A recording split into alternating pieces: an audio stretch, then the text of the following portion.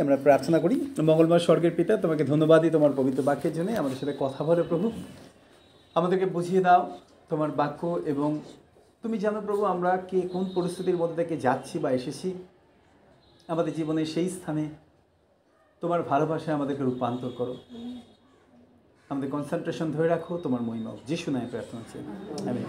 আসলে আমাদের কাছে বাইবেল থাকলে আমরা তুলে ধরি, একসঙ্গে বলি, এটা আমার বাইবেল, ঈশ্বরের বাক্য। যা কিছু লেখা আছে আমি বিশ্বাস করি, যা কিছু লেখা আছে আমি পালন করব, অন্যকে শিক্ষা দেব।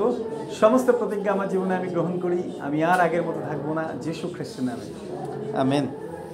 আমাদের বাসনা যেন আমরা চিরকাল এক থাকি, এবং যেন আমরা প্রভুর উপস্থিতি, তার মহিমা আমরা যেন জীবনযাপন করতে পারি।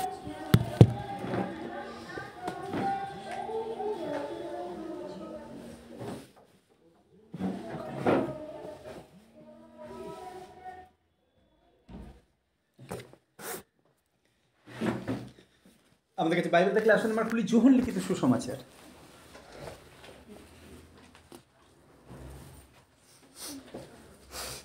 যোহন লিখিত সুসমাচার তার 11 অধ্যায়ের একটা ঘটনা আছে যেটা আমরা সবাই জানি যারা বাইবেল আমরা পড়ি।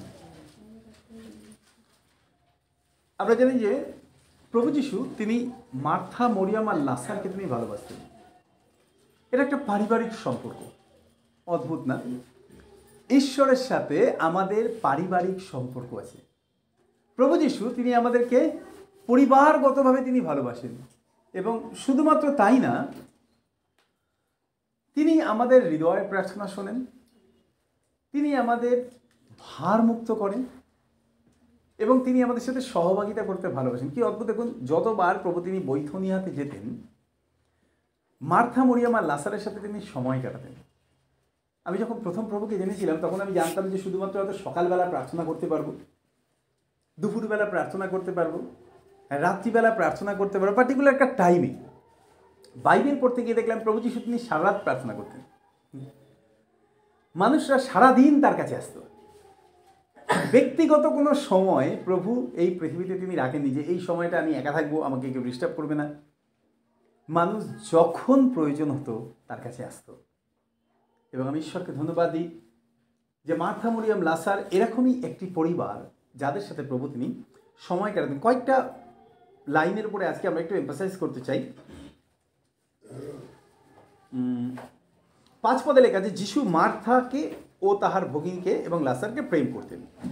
একটা অদ্ভুত বিষয় না? প্রেম মানে আমরা জানি যে যে যাকে ভালোবাসে সে তাকে সাহায্য করে, এবং ভালোবাসাটা নির্ভর করে গভীরতার উপরে।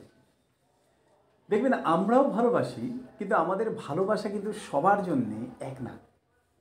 পরিবারের জন্য আলাদা, প্রিয়জনদের জন্য আলাদা, আত্মীয় স্বজনদের জন্য আলাদা, প্রতিবেশীর জন্য আলাদা, কলিগ যারা আছে তাদের জন্য আলাদা। আমাদের ভালোবাসা মানুষ অনুযায়ী আলাদা হয়। এমনকি যখন আমরা উপহার দিই সেটাও পর্যন্ত আমাদের সম্পর্ক অনুযায়ী আলাদা হয়। যদি খুব কাছের মানুষ হয়, যদি আমরা তাদেরকে উপহার দিই, খুব দামি জিনিস দিই। যদি একটু দূরত্বের মানুষ হয় তাহলে আমরা চেষ্টা করি যাতে অন্তত সম্মানটুকু থাকে সেই অনুযায়ী, সেইভাবে যাতে আমরা দিতে পারি। আর যদি কলিগ হয় তাহলে আমরা সবাই মিলে কালেকশন করে দিই। নির্ভর করে আমি কতটা তার সাথে সম্পর্কযুক্ত তার উপরে। বাইবেলের কাছে প্রভু যীশু তিনি লাসারকে, মার্থাকে, মরিয়ামকে প্রেম করতেন না। এবার একটা প্রশ্ন, যদি ঈশ্বর তিনি প্রেমই করতেন তাহলে কেন তিনি তাদের জীবনে এত কঠিন সময়কে অ্যালাউ করেছিলেন? দেখবেন বহু মানুষের জীবনে প্রশ্ন থাকে, আমি প্রভুকে বিশ্বাস করার পরেও কেন আমার জীবনে এত কষ্ট, এত তাড়না, এত যন্ত্রণা? শুধুমাত্র এটা আমার একার না, বা আপনার একার না। আপনি যদি বহু মানুষের হৃদয় যদি আপনি তাদের কথা শোনেন তাহলে দেখতে পাবেন একই বিষয়। কেন তাহলে এত কষ্ট, এত সমস্যা? আমি ঈশ্বরকে ধন্যবাদ দিই। বাইবেলে লেখা আছে যে প্রভু যীশু তিনি আমাদেরকে ঝড়ের মধ্যে থেকে তিনি বিজয় দেন। হালেলুয়া।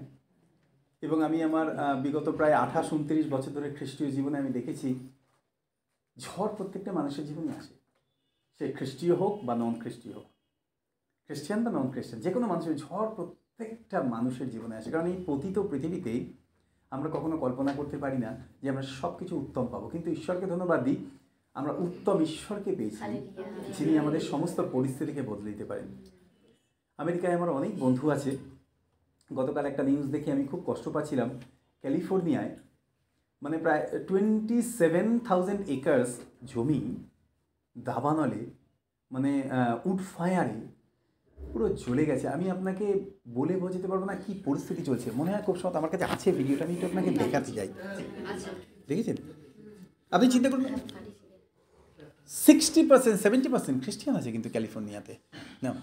এবার যদি আমি চিন্তা করি যে প্রভু কেন এইগুলো ঘটছে,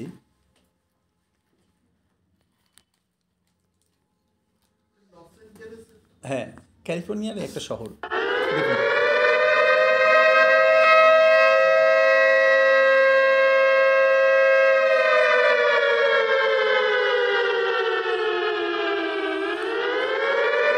দেখে মনে হচ্ছে না তৃতীয় বিশ্বযুদ্ধ হয়েছে।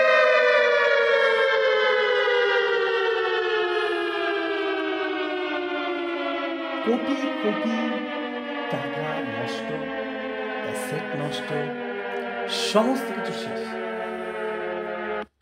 কিন্তু আমি ঈশ্বরকে ধন্যবাদ দিই, তার মধ্যে থেকে ঈশ্বর তিনি তার পরিকল্পনায় তিনি সমস্ত কিছুকে ধরে রেখেছেন, তিনি সমস্ত কিছুকে অনুগ্রহ দিয়ে চলেছেন। আমাদের প্রার্থনা যেন ঈশ্বর তিনি দয়া করেন। ঝড় আসবে, তাড়না আসবে, সমস্যা আসবে, কিন্তু যিশু কখনো তিনি আমাদের হাত ছাড়বেন না। হালেলুয়া। মার্থা মরিয়মের জীবন থেকে আমরা দেখতে পাই প্রভু যিশু তিনি তাদেরকে ভালোবাসতেন। বেশি দূরে না, অন্তত 5-6 কিলোমিটার দূরে তিনি আরেকটা জায়গায় ছিলেন। যখন লাসার তিনি অসুস্থ হয়েছিলেন, তার বোনেরা তাকে খবর পাঠিয়েছিল। কেউ গিয়ে খবর দিয়েছিল, প্রভু আপনি যাকে ভালোবাসেন সে অসুস্থ, তার পীড়া হয়েছে। প্রভু তিনি আসেননি। আমাদের জীবনের সব থেকে টাফ টাইম যখন আমরা কন্টিনিউ প্রার্থনা করেই যাই কিন্তু ঈশ্বর তিনি উত্তর দেন না, তাই না? আমার যখন এইরকম অবস্থা হয়েছিল, হার্ট অ্যাটাক হয়েছিল, এখানেই হয়েছিল, আমারও চিন্তা হয়েছিল যে প্রভু তুমি দয়া করো, আমি এত কঠিন পরিস্থিতির মধ্যে দিয়ে যাচ্ছি। আর যেন মনে হচ্ছিল প্রভু এই পরিস্থিতিতে না এলেই আমার জীবনে ভালো হতো। কিন্তু ঈশ্বরকে ধন্যবাদ জানাই, একটা কঠিন পরিস্থিতির মধ্যে থেকে ঈশ্বর তিনি আমাকে অনেক কিছু শিখিয়েছেন, যেটা কখনো এর আগে আমি জানতাম না। মার্থা মরিয়ম লাসারের জীবনে তাই। লাসারকে প্রভু তিনি ভীষণ ভালোবাসতেন, কিন্তু তিনি উপলব্ধি করতে দিয়েছিলেন যে সংকট সমস্যা এলে আমি ফিজিক্যালি দূরে আছি তার মানে এই না যে আমি তোমাদের থেকে সরে গেছি। একটা সময় এলো, প্রায় 4 দিন লাসার তিনি কবরে। প্যাথেটিক না?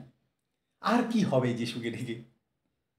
প্রার্থনা করেছিলাম, প্রভু উত্তর দেননি। এমনকি তুমি যাকে ভালোবাসো খবর পাঠিয়েছি তার জন্যও তুমি আসোনি। আক্ষেপ থাকে না আমাদের হৃদয়ে? অনেক সময় আমাদের জীবনে অভিমান থাকে। আমাকে একবার একজন বলছিল যে পাস্টার আমি মাঝে মধ্যে না খুব অভিমানী হই এবং আমি প্রভুকে অনেক কিছু বলি। আমি তাকে বললাম, প্রভু তিনি জানেন, কারণ তিনি আমাদেরকে গঠন করেছেন। মজাদার ব্যাপার হচ্ছে আমরা প্রভুকে কি বলি সেই অনুযায়ী প্রভু তিনি বিচার করেন না, কারণ তিনি জানেন আমরা রক্তমাংসের মানুষ। যখন আমরা কঠিন পরিস্থিতির মধ্যে দিয়ে আমরা যত আধ্যাত্মিক মানুষই হই না কেন, আমরা 100% বিশ্বাস করে নির্ভর করতে পারি না। আমি জানি না আপনি হয়তো করতে পারেন, কিন্তু ফ্লেশ অ্যান্ড ব্লাড আমাদের প্রত্যেকের জীবনেই প্রায় একই রকম পরিস্থিতি আসে না? একবার হলে মনে হয় যে প্রভু যদি এটা না হতো তাহলে কি ভালো হতো না? যদি প্রভু তুমি উত্তর দিতে তাহলে এখান থেকে বেরিয়ে আসতে পারতাম। প্রভু কেন আমার জীবনে এরকম পরিস্থিতি হলো? 4টে দিন মার্থা আর মরিয়ম কি কঠিন পরিস্থিতির মধ্যে দিয়ে গেছে না? বাইবেলে গেছে প্রভু যিশু তিনি তারপরে এলেন। কদিন? Already 4 days he was in the grave. 4 দিন কবরে আছে। প্রভু তিনি শিষ্যদের করেন, চলো আমরা যাই, আমাদের বন্ধু লাসারকে জাগাতে যাচ্ছে। শিষ্যরা তারা বুঝতে পারেনি, তারা ভেবেছিল বোধহয় লাসার ঘুমাচ্ছে। প্রভু তিনি সরাসরি বললেন যে লাসার মারা গেছে, আমি যাব, আমি তাকে নিদ্রা থেকে তুলতে যাব। থোমা এমন একজন বিশ্বাসী, এমন একজন শিষ্য যে যিশুর সাথে ছিল কিন্তু পুরোপুরি নির্ভর করতে পারতো না। সে বলে চলো ইয়ার সাথে আমরাও মরি। সবাই মিলে একসাথে এসছে। 20 পদে লেখা আছে, যখন মার্থা শুনিলেন যিশু আসিতেছেন, তিনি গিয়া তার সহিত সাক্ষাৎ করিলেন, কিন্তু মরিয়ম গৃহে বসিয়া রইলেন। মরিয়ম যায়নি, অভিমান। আমার ভাই মারা গেল, আমি তোমাকে ডাকলাম, তুমি এলে না। মার্থা যিশুকে কইলেন, প্রভু আপনি যদি এখানে থাকিতেন আমার ভাই মরতো না। আর এখনো আমি জানি আপনি ঈশ্বরের কাছে যে কিছু যাচনা করিবেন তাহা ঈশ্বর আপনাকে দিবেন। আমরা অনেক সময় মার্থার জীবনটা নেগেটিভ চিন্তা করি। কেন? কারণ প্রভু যিশু একবার তাকে বলেছিলেন যে আমি কি তোমাকে বলিনি তুমি বিশ্বাস করো? আর আরেকটা জায়গায় মার্থা তিনি অনেক ব্যস্ত ছিলেন প্রভুকে খাওয়ানোর জন্য। প্রভু তাকে একটা ধমক দিয়েছিলেন, মার্থা মার্থা তুমি অনেক বিষয় চিন্তিত। তার মানে এই না যে ঈশ্বর প্রভু যিশু তিনি মার্থাকে তিনি সরিয়ে দিয়েছেন। শিক্ষা তিনি তাকেই দেন যাকে তিনি ভালোবাসেন। বাইবেলে যেন পিতা যাকে প্রেম করেন তাকে শাসন করেন। কিন্তু মার্থার জীবনে ক্যারেক্টারগুলো অপূর্ব। মার্থাই হচ্ছে সেই ব্যক্তি যে তার পরিবারের সাথে প্রভু যিশুকে পরিচয় করিয়েছিল। এটা মরিয়ম নয়। চিন্তা করে দেখুন, তিনি জানতেন প্রভু যিশুর সম্পর্কে। তিনি জানতেন যিশু যেন আমাদের পরিবারের পরিত্রাতা হয়। তিনি জানতেন যিশুকে পরিবারের সবার দরকার আছে। প্রভু যিশুকে তিনি আমন্ত্রণ জানিয়েছিলেন তার পরিবারে। যখন বৈথনিয়াতে প্রভু যিশু তিনি এলেন, মার্থাই তাকে আমন্ত্রণ জানিয়েছিলেন তার পরিবারে, প্রভু আমার পরিবারে আসুন। এবং মরিয়ম আর লাসারের সাথে তিনি ইন্ট্রোডিউস করেছিলেন প্রভু যিশুকে। কি অপূর্ব না? আমি ঈশ্বরকে ধন্যবাদ দিই যারা প্রথমে প্রভুকে জেনেছিলেন এবং এখানে যারা আছেন প্রথমে প্রভুকে জেনে আপনি আপনার পরিবারের প্রিয়জনদের সাথে প্রভুকে পরিচয় করে দিয়েছেন। Great job. আপনি প্রভুকে জেনেছেন এবং আপনার কাজ আপনি চিন্তা করেছেন আমার যারা প্রিয়জন আছে আমি তাদেরকে প্রভুর সাথে পরিচয় করাবো, কারণ প্রভু তিনি মহান ঈশ্বর, তিনি সমস্ত কিছু করতে পারেন। মার্থার জীবনে চরিত্র ছিল। মার্থার জীবনে চরিত্র ছিল তিনি খুব ভালো হসপিটালিটি জানতেন। সবাই আসছে, সবার জন্য তিনি পরিশ্রম করছেন, সবাইকে তিনি খাওয়াতে ভালোবাসতেন। না, এখানে আরেকটা ক্যারেক্টার আমরা দেখব, এখানে আরেকটা চরিত্র আমরা দেখব মার্থার। বাইবেলে কাছে 25 পদে যিশু তাকে বললেন আমি পুনরুত্থান জীবন, যে আমাদের বিশ্বাস করে সে মরিলেও জীবিত থাকে। 28 পদে লেখা আছে ইহা বলিয়া তিনি চলিয়া গেলেন। আর আপন ভগিনী মরিয়মকে গোপনে ডাকিয়া কইলেন গুরু উপস্থিত তোমাকে ডাকিতেছে। আচ্ছা বলুন তো, বাইবেলে কোথাও লেখা আছে যিশু মরিয়মকে ডাকতে পাঠিয়েছেন মার্থাকে পাঠিয়ে? না, কোথাও লেখা নেই। আমি গতকালও পড়ছিলাম, খুঁজে পেলাম না কোথাও যেখানে লেখা আছে প্রভু তিনি একবারও বলেননি মরিয়ম গিয়ে মার্থাকে ডেকে নিয়ে আসো। না, আপনি চিন্তা করে দেখুন, মার্থা তিনি জানতেন মরিয়ম তার ছোট বোন, তার ভাই মারা যাওয়াতে মরিয়ম আর পারছে না বহন করতে সেই ব্যথা। আর মরিয়ম তিনি এত দুঃখার্ত হয়েছেন এবং এত অভিমান হয়েছে, তিনি শুনেছেন যিশু এসছেন কিন্তু উঠে যায়। একটা সময় ছিল মরিয়ম তিনি তার চুল দিয়ে প্রভু যিশুর পা মুছিয়ে দিয়েছিলেন। বাইবেলে লেখা আছে সাচ লাভ, অপূর্ব প্রেম না? কিন্তু আজকে দেখা যাচ্ছে সেই মরিয়মই অভিমান করে বসেছে। কেন? সব চলে গেছে, সব শেষ হয়ে গেছে, এখন তুমি এসেছো। মরিয়ম তিনি জানেনি। প্রভু যিশু একবারও কিন্তু মরিয়মকে ডাকেনি, কিন্তু তিনি দেখা করতে এসেছিলেন। কি ভালো ঈশ্বর না? আমি ঈশ্বরকে ধন্যবাদ জানেন, যখন আমরা কঠিন পরিস্থিতির মধ্যে দিয়ে যাই প্রভু তিনি আমাদেরকে ভিজিট করতে আসেন। তিনি আমাদেরকে ডেকে পাঠান না, কিন্তু তিনি আসেন যেন তিনি আমাদের সাথে মিলিত হতে পারেন। আমি একটা ছোট্ট বাচ্চার জীবনের ঘটনা জানি, আর অপূর্ব তার জীবনের টেস্টিমনি। ছোট্ট জন যখন সে 5-6 বছর বয়স, তখন থেকে সে সানডে স্কুলে যাওয়া শুরু করে।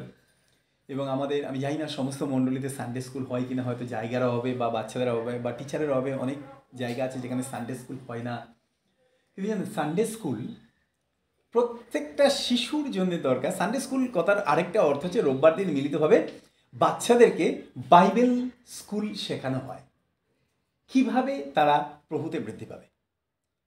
তাদের মতো করে শিশুদের মতো করে শিশুদেরকে শিক্ষা দেওয়া হয়।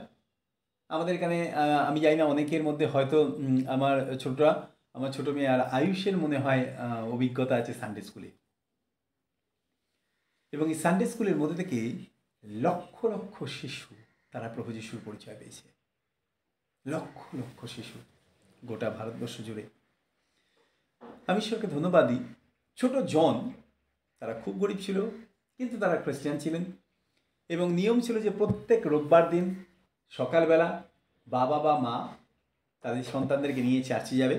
সেখানে একজন বাইবেল টিচার থাকবে যে বাচ্চাদের মতো করে বাচ্চাদেরকে শেখাবে প্রভু যিশু তাদেরকে ভালোবাসেন। কারণ বাইবেল লেখা আছে না, প্রভু তিনি বলেছিলেন শিশুদেরকে আমার কাছে আসতে দাও, কারণ স্বর্গরাজ্য এই মতো শিশুদের জন্য।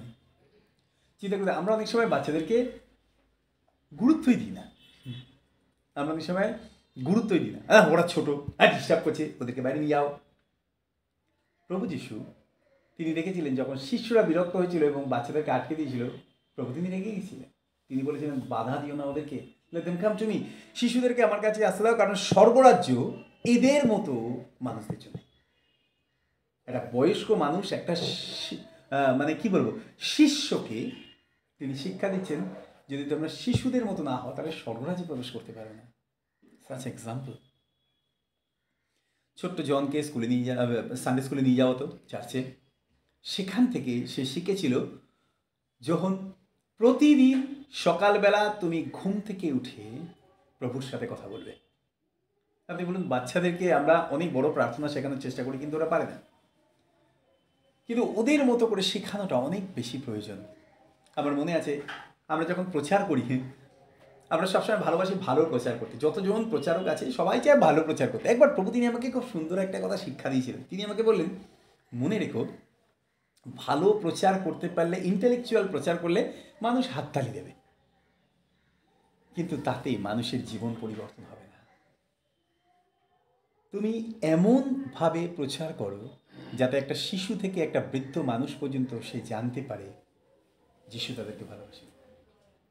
আপনি বিশ্বাস করেন, সেদিন থেকে আমি উপলব্ধি করতে পেরেছি যে প্রভু, স্বর্গরাজ্যে যাওয়ার জন্য আমার ইন্টেলেকচুয়াল হওয়ার দরকার নেই, আমার সাধারণ হওয়ার দরকার আছে।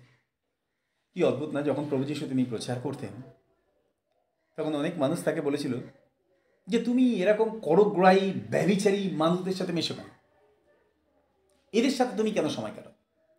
প্রভু তিনি পরিষ্কার বলেন, আমি ধার্মিকদেরকে নয় কিন্তু অধার্মিকদেরকে ডাকতে এসেছি। কথাটা কত গুরুত্ব দেখুন। কেন বলুন তো, গোটা পৃথিবীতে একজনও ধার্মিক আছে বলুন তো? No one. বাইবেল লেখা আছে না, কেউ নেই। আমার মনে আছে একবার একজন ভদ্রলোকের সাথে আমি কথা বলছিলাম, আমি তাকে বলতে বলে, একজন পাস্টর নেই, আমি ওনাকে বললাম যে আপনার কি মনে হয়? উনি বললেন, আমি সমস্ত আজ্ঞা পালন করি, বাইবেলে যত আজ্ঞা আছে আমি সব পালন করি। আমি ভদ্রলোকের সাথে অনেকক্ষণ ধরে বসে কথা বলছিলাম, চা খেতে খেতে। তারপরে আমি ওনাকে বললাম, দাদা একটা কথা বলুন। আমি বললাম, আপনার মধ্যে কখনো লোভ আসেনি? চুপ করে রয়েছে। আমি বললাম, ধরুন পাশের ঘরে কেউ ভালো জিনিস কিনেছে, আপনার মনে হয় নিশ্চয়ই এটা আমার হতো? চুপ করে রয়েছে। আমি বললাম, এই বাম্পারটা মনে হয় আপনি আর পেরোতে পারবেন না। উনি বললেন, হ্যাঁ হয় লোভ। আমি বললাম, কখনো রাগ হয়নি? মনে মনে আপনি কাউকে শারীরিকভাবে আঘাত করতে পারছেন না, কিন্তু মনে মনে আঘাত করছেন। আসলে কি একটা অদ্ভুত বিষয়, আমাদের যুদ্ধটা কিন্তু বাইরে হয় না, হয় ভেতরে। এমনকি স্বামী স্ত্রীর সাথে অশান্তি হলো, ছেলে মেয়ের সাথে গন্ডগোল হলো, কাজের জায়গায় অশান্তি হলো, বাইরে কারোর সাথে গন্ডগোল হলো, দেখবেন তারা আমাদের কাছে নেই, কিন্তু যুদ্ধটা অন্তত 24 ঘন্টা 48 ঘন্টা কিন্তু স্থায়ী। আপনি কাজ করছেন কিন্তু ভেতরে কন্টিনিউ ইউ আর ফাইটিং। এবং ওই যুদ্ধের মধ্যে থেকেই আপনি অলরেডি তার বিচার করে তাকে পানিশমেন্ট দিয়েছেন, একবার না কয়েকশো বার। আমার এক বন্ধু একবার গাড়ি নিয়ে বেরিয়েছিল রাস্তায়, আর খুব শখের গাড়ি। রাস্তা দিয়ে একটা লোক বাইক নিয়ে যেতে গিয়ে গাড়িটাতে ধাক্কা মেরে গাড়িটা বেঁকিয়ে দিয়েছে। দামি গাড়ি বেঁকিয়ে দিয়েছে, আর ও গাড়িটাকে ভীষণ ভালোবাসত। কিন্তু গাড়ি থেকে নেমে আসলে বিশ্বাসী, বাজে কথা বলতে পারছে না, চিৎকার করতে পারছে না, খারাপ কথা বলতে পারছে না, কিন্তু এসে আমার কাছে কনফেস করেছে। সেদিন সন্ধ্যেবেলা যখন প্রার্থনাতে আসছে, আমাকে এসে বলছে, পাস্টার আমাকে একটু প্রার্থনা করে দেবেন, আমি খুব বোঝাযুক্ত আছি। আমি নিশ্চয়ই করে দেবো। কী হয়েছে? বলে আসার সময় একজন গাড়ি নিয়ে আমার গাড়িটাতে ধাক্কা মেরেছে, বেঁকিয়ে দিয়েছে। বলে আমি আমার গাড়িটাকে খুব ভালোবাসি। আমি বললাম, জানি আমি। বললো যে আমি মানুষটাকে ক্ষমা করতে পারিনি, জানি তো। আর আমি প্রার্থনা এসেছি, কারণ বাইবেল লেখা আছে যে তুমি যখন প্রার্থনা করতে যাচ্ছ, যদি তোমার বিরুদ্ধে তোমার ভাইয়ের কোনো কথা থাকে, আগে তার সাথে মিট করে এসো, আর আগে ক্ষমা করলাম। বলে আমি না তাকে ক্ষমা করতে পারছি না, কেন জানেন? আমি মনে মনে আমি তাকে কয়েকবার মেরে ফেলেছি। যেখানে রাস্তার মধ্যে গন্ডগোল হয়েছে, গাড়িতে ধাক্কা মেরেছে, উনি গাড়ি নিয়ে চলে এসছেন, সেও চলে গেছে, মানে গাড়ি নিয়ে আসতে প্রায় 1 ঘন্টা সময় লেগেছে। ওই 1 ঘন্টার মধ্যে কয়েকবার তাকে মেরে ফেলেছে মনে মনে। জাজমেন্ট, মরে গেলেই ভালো, আমার গাড়িটাতে ধাক্কা দিল। আসার পর আমি যখন বললাম আমি প্রার্থনা করছি, আমি বললাম, প্রভু তুমি দয়া করো, আমাদের ভাইকে তুমি শান্তি দাও, এবং যেখানে তার হৃদয়ে ক্ষত আছে সেই ক্ষতটাকে তুমি বেঁধে দাও। অদ্ভুত, আমাদের প্রত্যেকের জীবনে কিন্তু এরকম পরিস্থিতি হয়। ভেতরে যুদ্ধ, ভেতরে যুদ্ধ, পারছি না আমরা বহন করতে। জনকে শেখানো হয়েছিল তুমি সকালবেলা উঠে যিশুর সাথে কথা বলবে। ছোট্ট জন প্রতিদিন সে যিশুর সাথে কথা বলতো। একটা সময় এসে হঠাৎ করে জোহনের বাবা অসুস্থ হয়ে মারা যায়, 6-7 বছর বয়স। জোহনকে চার্চের সাথে কথা বলে ওকে একটা মিশন স্কুলে পাঠিয়ে দেওয়া হয়। কি দায়িত্ব নেবে, একদম ছোট বাচ্চা, তা মিশন স্কুলে পাঠিয়ে দেওয়া, ওখানে ও বোর্ডিং স্কুলে থাকতো। কিন্তু প্রতিদিন সকালবেলা ওর এইটা অভ্যাস ছিল গিয়ে যিশুর সাথে কথা বলতে হবে। বাড়িতে যেরকম সুযোগ ছিল বোর্ডিং স্কুলে তার সেরকম সুযোগ নেই। বোর্ডিংয়ে ওকে প্রতিদিন সকালবেলা 6টার সময় উঠতে হয়, কমন টয়লেটে স্নান করতে হয়, বাথরুমে যেতে হয়, ফ্রেশ হতে হয়, সমস্ত কিছু হওয়ার পরে তারপরে স্কুলে যেতে হয়। কিন্তু ওর মা ওকে বলে দিয়েছিল তোমার জীবনে যত কাজই থাকুক না কেন, ফার্স্ট প্রায়োরিটি, তোমার জীবনে প্রথম জায়গা যেন প্রভু যিশু হন। আমেন। আপনি বলেন তো বাইবেলের প্রথম বাক্যটা কি? আদিতে ঈশ্বর। কি অদ্ভুত না? পৃথিবীতে কোনো ধর্মগ্রন্থ এইভাবে শুরু হয়নি। ইন দ্য বিগিনিং গড, আদিতে ঈশ্বর। আপনি চিন্তা করে দেখুন, যদি আমাদের দিনের শুরুটা ঈশ্বরকে নিয়ে হয়। যখন আমরা দেখতে পাই বাইবেল শুরু হচ্ছে আদিতে ঈশ্বর, তারপর থেকে দেখবেন 7 দিন বাইবেলের কাছে ঈশ্বর তিনি 6 দিন তিনি সৃষ্টি করলেন এবং তারপর তিনি বলেন ওয়াও বিউটিফুল, অপূর্ব। তিনি সুন্দর ঘোষণা করেছিলেন। ঠিক একইভাবে যদি প্রত্যেকটা দিন আমাদের জীবনে খ্রিস্টকে নিয়ে শুরু হয়, আমাদের গোটা দিনটা সুন্দর হবে। Hallelujah, amazing. আমি ঈশ্বরকে ধন্যবাদ দিই, প্রভুকে জানার পর আমি উপলব্ধি করতে পেরেছিলাম যে যিশুকে নিয়ে যাত্রা জীবনের প্রত্যেকটা দিন সুন্দর হয়। শেখানো হয়েছিল যখনকে প্রত্যেক দিন তুমি স্কুলে যাওয়ার সময় তার মা বলে দিয়েছিল তুমি তোমার সামনে যে চ্যাপেল আছে, বোর্ডিং স্কুল থেকে স্কুলে যাওয়ার জন্যে চ্যাপেল আছে, চ্যাপেলে তুমি যিশুর সাথে কথা বলে তারপরে যাবে। আর ছোট জন সে বাধ্য ছিল, প্রত্যেক দিন সে বাড়ি থেকে বোর্ডিং থেকে বেরোতো, বোর্ডিং থেকে বেরিয়ে পড়ার ব্যাগটা নিত, দৌড়ে যেত স্কুলে। যাওয়ার আগে যখনই দেখতো যে সামনে চ্যাপেলটা পড়েছে যেখানে রোববার দিন প্রার্থনা হচ্ছে,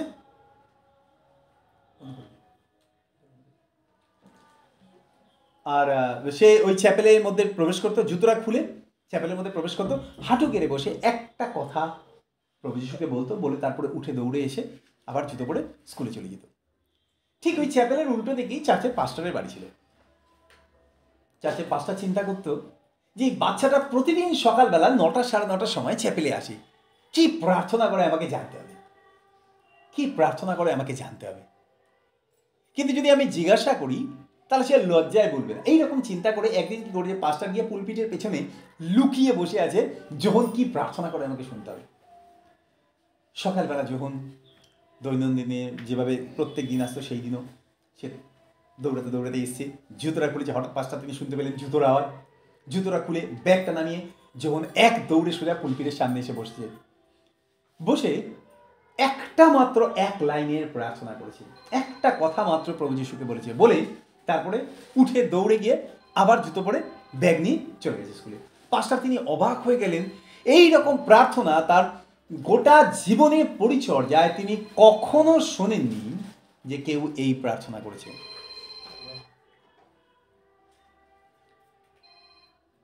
আর আমি ঈশ্বরকে ধন্যবাদ দিই, সেই কথাটা পাস্টারের জীবনে একটা বিরাট পরিবর্তন নিয়ে এসেছিল। পাস্টার তিনি অবাক হয়ে গেলেন যে এই প্রার্থনা আমিও জীবনে কখনো করি। আর পাস্টার তিনি অজান্তেই তিনি জোহনকে ভালোবেসে ফেলেছিলেন, ছোট্ট বাচ্চাটা।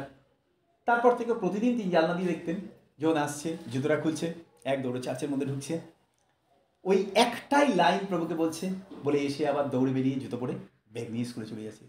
কয়েক মাস পর থেকে তিনি দেখতে পেলেন জোহন আর আসছে না। তার মনটা খুব উতলা হয়েছিল, কেন জোহন আসছে না। তিনি খবর নিলেন, বোর্ডিং স্কুল থেকে তাকে বলা হলো যে জোহন খুব অসুস্থ হয়ে পড়েছে, তাকে বাড়িতে পাঠানো হয়েছে, কারণ এখানে তাকে দেখাশোনা করার কেউ নেই। তাকে বাড়িতে রেস্ট থাকতে হবে বলে তাকে পাঠানো হয়েছে। পাস্টরের মনটা খুব ছটফট করছিল। স্কুল থেকে তিনি অ্যাড্রেসটা নিয়ে তিনি একদিন জনের বাড়িতে গেলেন জনকে দেখতে। গিয়ে তিনি দেখলেন যে খুব দরিদ্রতার কারণ জনের বাবা মারা গেছিল, মা খুব অসহায়, ঘরে আসবাবপত্র প্রায় নেই। একটা খাটের উপরে ছোট্ট জন অচৈতন্য অবস্থায় শুয়ে রয়েছে, পাশে মা বসে রয়েছে, চোখে জল। পাস্টারকে দেখে তিনি তাড়াতাড়ি উঠলেন। পাস্টার এসেছেন আমাদের বাড়িতে প্রার্থনা করতে। পাস্টার তিনি বললেন, আমি এসেছি একটু জনের জন্য প্রার্থনা করবো, অনেকদিন ওকে দেখিনি, কেমন আছো? বলল, শরীরটা ভালো না, ডাক্তার বলেছে বাড়ি নিয়ে চলে যান। যে রোগ হয়েছে এই রোগের ট্রিটমেন্ট করার মতো ক্ষমতা আমার নেই, কিন্তু আস্তে আস্তে আস্তে আস্তে অনেক অসুস্থ হয়ে পড়ছে, আর এই খরচ চালানোর মতো আমি ক্ষমতা নেই, তাই আমি আর হসপিটালে রাখিনি, আমি বাড়িতে নিয়ে চলে এসেছি। পাস্টারকে দেখে খুব কষ্ট লাগলো। অচৈতন্য অবস্থায় জোহন পড়ে রয়েছে খাটের উপরে। তিনি জোহনের পাশে বসে তিনি জোহনের মাকে বলেন, আসলে আমরা প্রার্থনা করি জোহনের জন্য। যখন তিনি চোখ বন্ধ করে রয়েছেন, অনেকক্ষণ হয়ে গেছে, 2 মিনিট 3 মিনিট 4 মিনিট হয়ে গেছে, পাস্টার আর প্রার্থনা করে না। জোহনের মা চোখ খুলে দেখছে পাস্টার বসে রয়েছে চোখ বন্ধ করে, কিন্তু প্রার্থনা আর করে না। কিছুক্ষণ পরে পাস্টার তিনি বললেন, ঠিক আছে আমি আজকে যাচ্ছি, আমি আবার আসবো। বলে, প্রার্থনা করবেন না জোহনের জন্য? বলে, ওর জন্য আর প্রার্থনা করা লাগবে না। জোহনের মা বললো, কেন? বলে, যখন আমি চোখ বন্ধ করেছিলাম প্রার্থনা করবো বলে, তখন আমি একটা অদ্ভুত দর্শন দেখলাম। দর্শনটা আমি আপনাকে বলতে চাই। তার আগে তিনি বললেন যে আমি প্রতিদিন সকালবেলা আমি দেখতাম যে যখন স্কুলে যাওয়ার আগে দৌড়ে চ্যাপেলে ঢুকতো আর প্রার্থনা করতে। বললো, হ্যাঁ আমি ওকে শিখিয়েছিলাম প্রত্যেক দিন যেন প্রভু যিশুর সাথে কথা বলে ওর দিন শুরু করে। বলে, আজকে যখন আমি চোখ বন্ধ করেছিলাম প্রার্থনা করবো বলে, আমি হঠাৎ দেখলাম প্রভু যিশু তিনি দরজার সামনে এসে দাঁড়িয়েছে, আর তিনি হাঁটতে হাঁটতে হাঁটতে হাঁটতে জোহনের মাথার সামনে গিয়ে দাঁড়িয়েছেন। আর দাঁড়িয়ে তিনি জোহনের দিকে তাকিয়ে জোহনকে বললেন, জন, প্রতিদিন তুমি সকালবেলা স্কুলে যাওয়ার আগে গির্জায় ঢুকে তুমি আমাকে বলো, জিসাস আই এম ইউর জন, যিশু আমি তোমার জোহন। আর আজকে তুমি চার্চে আসতে পারোনি, তুমি অসুস্থ, আজকে আমি এসেছি তোমাকে বলার জন্যে, জোহন আমি তোমার যিশু। আর আমি ঈশ্বরকে ধন্যবাদ দিয়ে অপূর্ব, এটা ট্রু টেস্টিমনি, সত্য ঘটনা। যখন এই কথাটা পাস্টার তিনি শুনেছিলেন, তিনি জানতেন যিশু অত্যন্ত ভালোবাসেন জোহনকে। কারণ ছোটবেলা থেকে জোহন তাকে শেখানো হয়েছিল প্রত্যেক দিন সকালবেলা উঠে তুমি যিশুর কাছে গিয়ে বলবে, যিশু আমি তোমার, এটাই তোমার প্রার্থনা। যখন কঠিন সময় জোহন আর উঠে চার্চে যেতে পারেনি অসুস্থতার জন্যে, দ্যাট ভেরি ডে প্রভু যিশু তিনি নিজে এসেছিলেন জোহনকে বলার জন্য, আজকে তুমি আসতে পারোনি, আজকে আমি এসেছি, জোহন আমি তোমার যিশু, আমি তোমাকে ভুলে যাইনি। কিছুদিনের মধ্যেই জোহন ভালো হয়ে যায়, আবার স্কুলে ফিরে যায়, বোর্ডিং স্কুলে। তারপর থেকে পাস্টার তিনি লক্ষ্য করতে শুরু করেন ঠিক দৈনন্দিন জীবনে একইভাবে যখন সে দৌড়ে স্কুলে যাওয়ার পথে চ্যাপেলে যেত এবং ঢুকে গিয়ে ওই একটাই কথা বলতো, যিশু আমি তোমার জোহন। আমি ঈশ্বরকে ধন্যবাদ দিই, ইটস কল্ড ট্রু রিলেশনশিপ। এটা সত্য একটা সম্পর্ক ঈশ্বরের সাথে, যেন আমরা আমাদের ব্যক্তিগত জীবনে ভুলে না যাই যে আমরা যিশু। হালেলুয়া। বাইবেলের কাছে যখন মরিয়ম তিনি শুনলেন যিশু এসছে কিন্তু তিনি উঠে যাননি, মার্থা তিনি উপলব্ধি করতে পেরেছিলেন যে যিশু তিনি ভালোবাসেন মরিয়মকে, মরিয়ম ভালোবাসে যিশুকে, কিন্তু একটা মিসআন্ডারস্ট্যান্ডিং, প্রভু তুমি জেনেও আসনি, আমি যাব না। তিনি নিজে উপযাজক হয়ে দৌড়ে গেছিলেন এবং শি মেড আ ব্রিজ, তিনি সম্পর্কের মধ্যে একটা সেতু নির্মাণ করেছিলেন প্রভু যিশু আর মরিয়মের সম্পর্কের মধ্যে। তিনি গিয়ে বললেন, ওঠো প্রভু এসছেন তোমাকে ডাকছেন। কি অদ্ভুত সম্পর্ক! তিনি জানতেন মরিয়মের জীবনে প্রয়োজন আছে উৎসাহে, মরিয়মের জীবনে প্রয়োজন আছে প্রভু যিশুর কাছে আবার আসা, তাকে ভুল না বুঝে। দেখুন মার্থার জীবনে আমরা দেখতে পাই মার্থা প্রভু যিশুর কাছে বকা গিয়েছিলেন। মার্থার জীবনে হয়তো পূর্ণ বিশ্বাস ছিল না মরিয়মের মতো, কিন্তু মার্থার একটা অপূর্ব হৃদয় ছিল, যাই হোক তাই হোক প্রভু আমি তোমার কাছেই যাব। এবং ঈশ্বরকে ধন্যবাদ দিই, বাইবেলের কাছে মরিয়ম যখন এলেন মার্থার মরিয়মের সাথে কথা বলতে বলতে প্রভু যিশু তিনি কেঁদে ফেললেন। আজকে এই সকালবেলা আমি আপনাকে উৎসাহ দিতে চাই, যে ব্যথা আপনি বহন করতে পারছেন না, আপনি মনে করছেন ঈশ্বর নীরব আছেন, আমি আপনাকে উৎসাহিত করি, সেই একই ব্যথা প্রভু যিশু তিনি নিজেও বহন করেন। তার মতো এত গভীর উপলব্ধি আমাদের জন্য আর কারো নেই। বাইবেলের কাছে, যখন তুমি জলের মধ্যে দিয়ে গমন করবে আমি তোমার সঙ্গে থাকবো, যখন তুমি আগুনের মধ্যে দিয়ে যাবে আমি তোমার সঙ্গে থাকবো। এবং তিনি প্রতিজ্ঞা করেছেন, শিখা তোমার উপরে জ্বলবে না, তুমি নিমজ্জিত হবে না। আজকে চিন্তা করে দেখুন, আগুনটাকে যদি আমাদের জীবনে সমস্যার সাথে তুলনা করি, যদি জলটাকে আমাদের জীবনে বাধার সাথে আমরা তুলনা করি, এক এক সময় জীবনে এত প্রবল বাধা আসে না, এত প্রবল সমস্যা আসে, মনে হয় যে প্রভু জীবনে মনে হয় সব কিছু আমাদের জীবন থেকে হারিয়ে গেল। মার্থা মরিয়মের জীবনে তাই হয়েছিল। তারা সিদ্ধান্ত নিয়েছিল আর কবরে যাব না। কেন? কারণ কবরে গিয়ে করবো কি? ওখানে আমার ভাইয়ের স্মৃতি আছে, সে তো মারা গেছে, কি করবো গিয়ে সেখানে? আর সেই জন্য যখন প্রভু তিনি বলেন, তোমার ভাইকে কোথায় রেখেছো? মার্থা তিনি বলেন, প্রভু সে তো কবরে আছে, আজকে 4 দিন হয়ে গেছে। যখন প্রভু তিনি বলেন, তোমরা পাথরটা সরিয়ে দাও, নিয়ে চলো আমাকে, পাথরটা সরিয়ে দাও। বাইবেলের কাছে মরিয়ম তিনি নীরব থাকলে, মার্থা তিনি বলেন, প্রভু দুর্গন্ধ হয়েছে আজকে 4 দিন, প্রভু আর ওই তিক্ততার মধ্যে দিয়ে যেতে চাই না, ওই যন্ত্রণার মধ্যে দিয়ে যেতে চাই না, আর ওই কষ্টের সময়টাকে স্মরণ করতে চাই না প্রভু, আমরা ভুলে যেতে চাই, পাথর চাপিয়ে রাখতে চাই সেই ব্যথার ঘটনাগুলোকে, যেগুলো আর আমাদের জীবনে আমরা টেনে আনতে চাই না, কারণ এগুলো আমাদেরকে শুধু কষ্ট দেয়, দুঃখ দেয়। আপনি চিন্তা করুন, প্রভু তিনি রাজি হয়েছিলেন না, তিনি বলে, নিয়ে চলো আমাকে, কোথায় তোমার ভাইকে কবর দিয়েছো। আজকে আমি আপনাকে বাস্তব কথা বলি, আপনার জীবনে বহু জায়গা আছে আপনি দুঃখার্ত হয়েছেন, বহু জায়গা আছে আপনি অনেক কষ্ট পেয়েছেন, ব্যথা পেয়েছেন, যন্ত্রণা পেয়েছেন, কোনো সম্পর্কে, কোনো পরিস্থিতিতে, আর আপনি সেটাকে ভুলে যাওয়ার চেষ্টা করছেন জোর করে, কবরস্থ করে দিয়ে, যে আমার চোখের সামনে নেই, out of sight, out of mind, আমি আমার মন থেকে সরিয়ে দিতে চাই। ঈশ্বর তিনি চাননি মার্থা মরিয়ম ভুলে থাকুক। তিনি তাদেরকে বলেছিলেন, যেই জায়গাটা তোমাদের জীবনে ব্যথার, যেই জায়গাটা তোমাদের জীবনে কষ্টের, যেই জায়গাটা তোমাদের জীবনে আর বহন করার ক্ষমতা নেই, সেই জায়গাটা আর তোমরা একা না, আমাকে নিয়ে চলো। বাইবেলের কাছে প্রভু যিশু তিনি গেছিলেন, সেই দিন থেকে সেই কবর সাক্ষ্যে পরিণত হয়েছিল।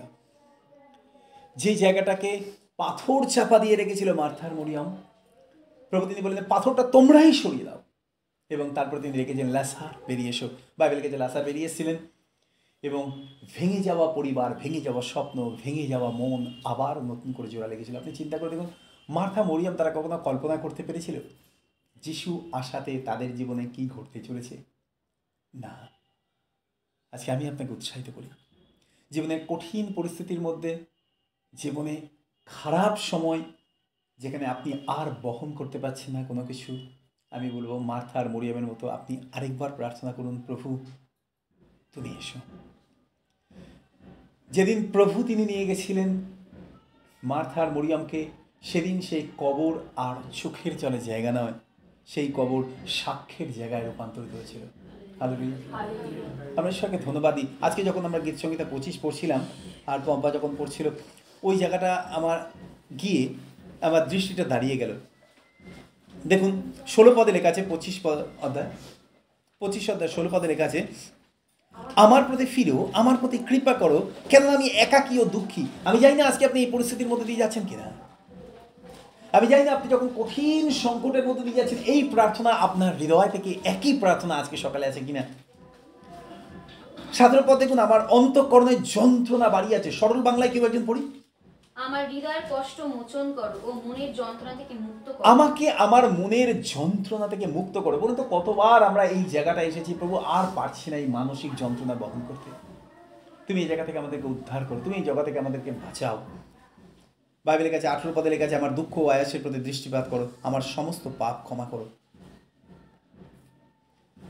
রাজা দাউদের জীবনে একই প্রার্থনা ছিল, এবং বাইবেলের কাছে দাউদ তিনি প্রভুকে নিয়ে তিনি খুব আনন্দে ছিলেন। সেই কারণে গীত সংহিতা 122 লেখা আছে, আমি আনন্দিত হইলাম যখন লোকে আমাকে বলিল, চলো আমরা সদাপ্রভু গিয়ে যাই, কেননা সদাপ্রভু গৃহে কি আছে?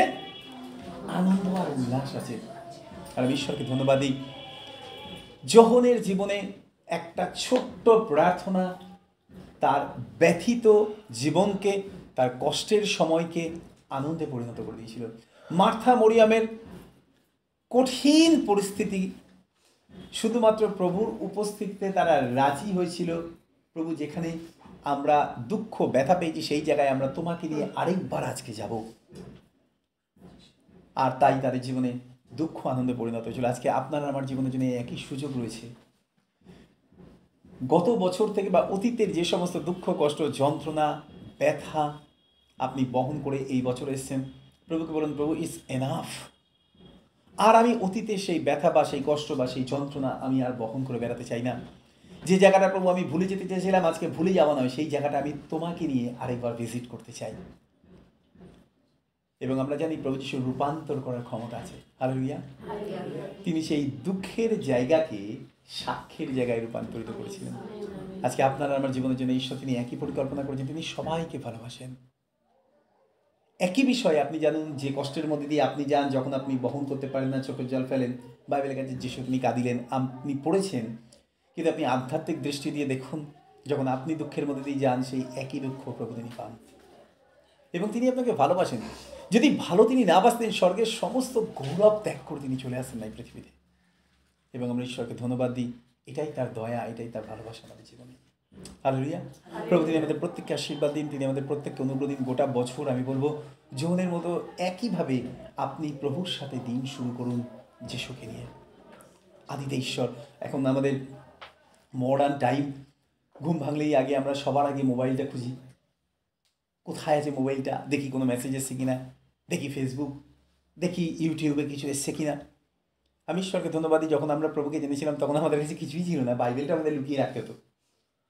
আগে ঘুম থেকে উঠেই আগে আমি আমার বাইবেলটা আমার গেঞ্জি দিয়ে ভালো করে প্যাক করে আমি মাথার নিচে নিয়ে ঘুমাতাম, পাশে কেউ ফেলে দেয়। কারণ বাড়িতে তখন যুদ্ধ চলছিল প্রভুকে জানার পরে। ওদিকে বাবা মা, আর এদিকে আমি একা। না, আমাদের ঘরে যিশুকে ডাকা যাবে না।